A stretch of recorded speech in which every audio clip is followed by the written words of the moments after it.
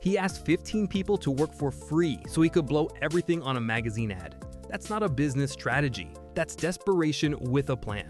But somehow, it worked. Kevin Plank, the sweaty guy who hated cotton t-shirts, bet his entire company on one page in ESPN Magazine. And before you think this is some genius entrepreneur story, remember, this dude was running his sportswear startup out of his grandmother's basement in 1999. By the end of this, you'll understand why sometimes the craziest bets aren't stupid, they're just early. Kevin Plank was born in 1972 in Kensington, Maryland. Not exactly a rags to riches story. His mom was the mayor, his dad was a land developer. Plank played football, got kicked out of Georgetown Prep for being a troublemaker, ended up walking on to the University of Maryland team special teams captain. Not the star, the guy covering kickoffs. While playing, he noticed something annoying. His cotton shirts got drenched in sweat and stayed heavy the entire practice. His compression shorts, bone dry. Weird. So after graduation in 1996, he started making moisture-wicking shirts in his grandmother's Georgetown basement, using credit cards, a small business loan, whatever cash he had. First year, $17,000 in sales. Not exactly setting the world on fire. Fast forward to late 1999, Kevin Plank and Under Armour were barely surviving, maybe 15 employees, scraping by, trying to get noticed in a market dominated by Nike and everyone else.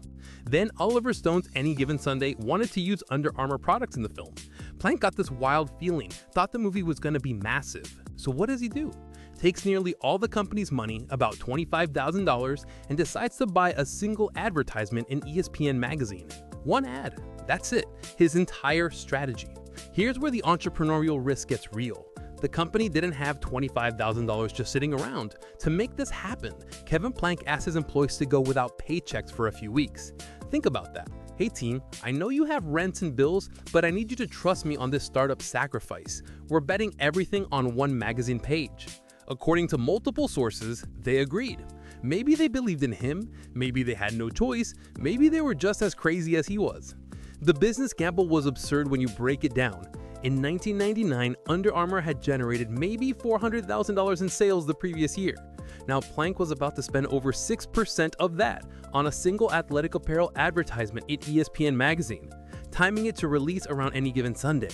His employees thought he lost his mind. Smart money would have said save that cash, keep the lights on, pay your people. But Plank wasn't playing it safe. And then it hit. The ad generated roughly $1 million in direct sales over the following year. Teams started buying, athletes started wearing it. The company went from struggling startup to legitimate player in the athletic apparel space. By 2010, Under Armour hit $1 billion in annual revenue. Kevin Plank became a billionaire in 2011. But here's the thing, nobody talks about how close this came to complete disaster. If that ESPN Magazine ad flopped, Under Armour would have been done. Employees wouldn't have gotten paid, the money would have been gone, and Plank would have just been another failed entrepreneur with a good idea and bad timing. The line between visionary and reckless is thinner than people admit. So what do you take from Kevin Plank asking his team to work unpaid so he could blow the budget on one ad? First, timing matters more than preparation sometimes.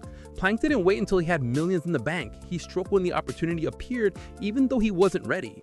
Second, conviction makes people follow you into stupid decisions. Those 15 employees didn't get paid because Plank believed so hard, they couldn't help but believe too. Third, if you're gonna bet everything, make sure it's on something that can actually move the needle. Plank didn't buy small local ads, he went straight to the biggest sports audience he could afford. Go big or go home isn't just the same, sometimes it's the only play you've got.